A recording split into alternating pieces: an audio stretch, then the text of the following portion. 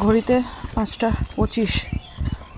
আজকে ফ্রাইডে। এই যে ম্যাডাম যাচ্ছেন, ম্যাডামকে তুলে দিয়ে আসি।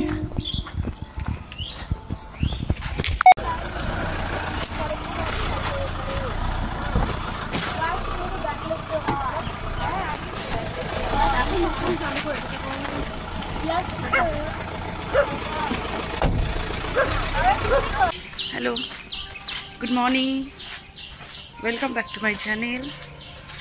তো ম্যাডামকে তুলে দিয়ে এলাম, এবার স্যারের পালা। যাব, চা বানাবো, তারপরে টিফিন তো বানানো কমপ্লিট, কারণ একবারেই বানিয়ে নিয়েছি। ওনার টিফিনটা গোছাবো, ওনাকে ডাকবো, তারপরে আমিও একটু চা খাবো, কারণ চোখটা এখনও টেনে আসছে, মনে হচ্ছে ধূপ করে পড়ে গেলে পরে ধূপ করে ঘুমিয়ে পড়বো। তো মিস্টার দাসের টিফিন গুছিয়েছি, মিস্টার দাসের চাটাও রেখেছি। ও স্নান করে বেরোয়নি, এখন ও স্নান করছে। আমি আর পারছি না, আমার মনে হচ্ছে যে এখন ইমিডিয়েট যদি আমি চাটা না খাই না, তো আমার পক্ষে আর দাঁড়িয়ে থাকা সম্ভব হবে না। তো একমাত্র চাটাই আমার ভরসা, আমাকে আবার এনার্জি দেবে। তো এত গরম না, ওই জন্য এই প্লেটটা নিয়ে নিলাম, তাড়াতাড়ি হয়ে যাবে খাওয়া। তারপরে আবার মিস্টার দাসের জলের বোতলটাও ভরা হয়নি, ফ্রিজ থেকে বের করে ওটাকে রেডি করতে হবে।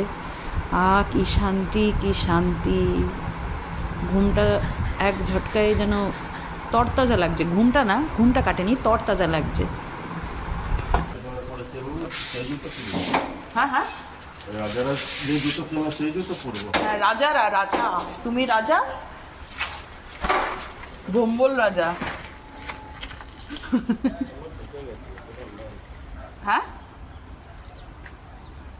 গতকালই মিস্টার দাস বাজার থেকে একটু মাছ এনে দিয়েছিল, তো সেটাই ফ্রিজে ছিল, ওটাই আজকে এখন রান্না হবে। তো আজকে ভাবছি কাতলা মাছের পোস্ত দিয়ে আর দই দিয়ে একটু কাতলা পোস্ত করব। ডেলি ডেলি একরকম খেতে কার ভাল লাগে বলুন? আর ইদানিং খাওয়াটা একই রকম হচ্ছে, যা গরম পড়েছে না, এই গরমে মানে বেশি রিচ খাবার খেতেও পারছি না, আর ভালোও লাগছে না। তো ওই জন্য আজকে ভাবলাম যে পোস্তটা তো একেতেই ঠান্ডা, তো টক দই দিয়ে করলে মন্দ হবে না। মিস্টার দাস তো চলে গেছে, আমিও ঘরের মোটামুটি সব কাজই সেরে নিয়েছি, শুধু স্নানটা বাকি। তো আগে রান্নাটা করব আজকে, তারপরে স্নানে যাব। তো কাতলা মাছগুলোকে ফার্স্টে আমি ভেজে নেব। আর কাতলা মাছের পিসগুলো কিন্তু দারুণ বড় বড়, খেতে হেভি হবে ঝোলটা। আইসক্রিম খাচ্ছি, আর অলি রানী এই যে এখানে বসে ড্রয়িং প্র্যাকটিস করছে। মিস্টার দাস আসেনি এখনও, ও আসলে ও তারপরে খাওয়া দাওয়া হবে।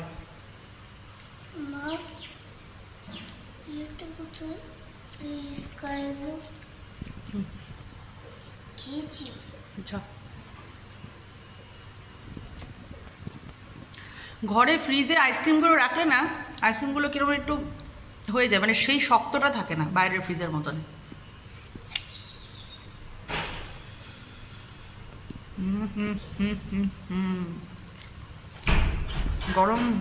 গরমের মধ্যে ঠান্ডা ঠান্ডা আইসক্রিম,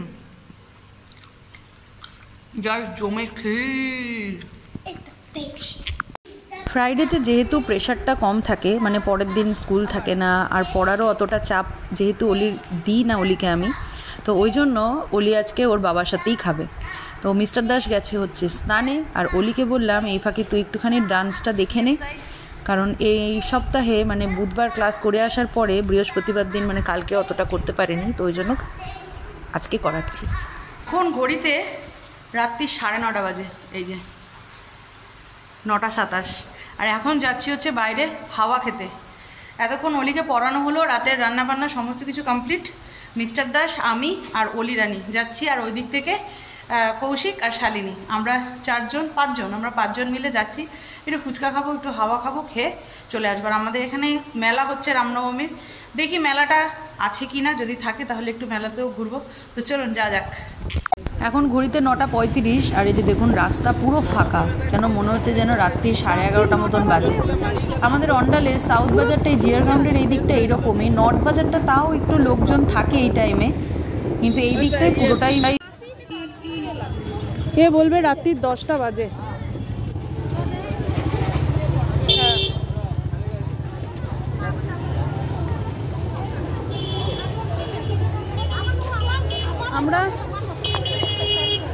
আমরা আমরা ঘরে সব কিছু কাজ ছেড়ে সে তো আছেই, চা খেতে বেরিয়েছি, মেলায় ঢুকে পড়েছি। মেলাটা দিয়ে যাই, চা ফুচকা সব বাড়ির ড্রেস করে চলে যায়, নাই আমাদের কিছু।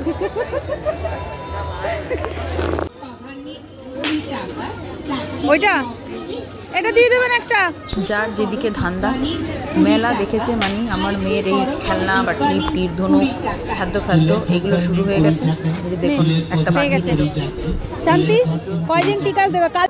আমিও নিলাম আমার ঘরে ঠাকুর ঘরের একটা দরকারি জিনিস, মানে মহাদেবকে বসানোর জন্য একটা বাটি। পাথর তো বলছিল, কিন্তু আমার মনে হয় না এটা পাথরই সিমেন্ট হবে। মেলা ঘুরতে ঘুরতে টায়ার্ড, তো গলাটাকে একটু ভিজিয়ে নেবো। এই ঠান্ডা জুসটা কিনলাম। আমরা ফুচকা খাবো, কফি খাবো, চা খাবো, কত কিছু খাবো, শেষমেশ ঠান্ডায় এসে আটকেছি।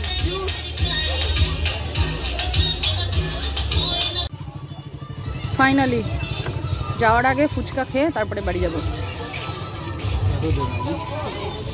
রাত্রি 10:30টার সময় ফুচকা মাখছে আর আমরা ফুচকা খাবো। ঠিক এইরকমই বিয়ের পর আমি আর মিস্টার দাস বেরিয়ে পড়তাম, আর ফুচকা, আইসক্রিম, চা এগুলো খেতাম এরকম 10টা, 9:30, 10:45টার সময়। পুরোনো স্মৃতি চারণ হয়ে গেল আবার নতুন করে। ফুচকা খেয়েও শান্তি হলো না, রাতের ডিনারটা রাস্তাতেই হয়ে গেল। এখন এসেছি কুলপি স্টলে দাঁড়িয়েছি, তো কুলপি দিচ্ছে। আমি, অলি আর শালিনী খাবো। মিস্টার দাস বা কৌশিক ওরা কেউই খাবে না। আর অলির মুখটা দেখেছেন, এই হাসিতে গদগদ। এখন ঘড়িতে ঠিক 10:45 বাজে। 10:45-এ কুলপি খাচ্ছি। নস্টালজিয়া লাগছে, মানে যে একটু পুরোনো বিয়ের পরপরের মুহূর্তগুলো একটার পর একটা মনে পড়ে যাচ্ছে। সত্যি সিরিয়াসলি। আসতে কত করে? 20 টাকা করে, 60 টাকা হয়েছে। কেমন ঝাল ঝাল ফুচকা খাওয়ার পর মিষ্টি মিষ্টি, এটা হেভি লাগে। খুব ভালো লাগছে, খুব ভালো, খুব ভালো, খুব ভালো। তো মেলা ঘোরা আমাদের কমপ্লিট। ঘড়িতে রাত্রির .11টা বাজে। তো এই যে পিছনে কৌশিক আর শালিনী, এরপর বাড়ি। ওকে, তো বাড়িতে চলে এলাম। আর এই যে মিস্টার দাস এখন গাড়ি ঢোকাচ্ছে, আর অলি রানী গেছে ড্রেস চেঞ্জ করতে। কালকে যেহেতু অলির স্কুল নেই, ওই জন্যই এই চাপটা নিলাম। এখন ঘড়িতে রাত্রির 11টা বাজে। আমরা 11টার সময় সমস্ত কিছু সেরে উঠলাম।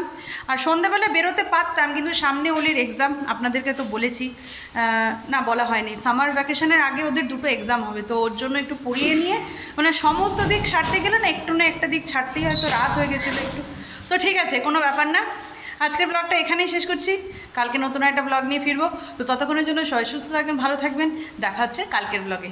তো গুড নাইট, টাটা।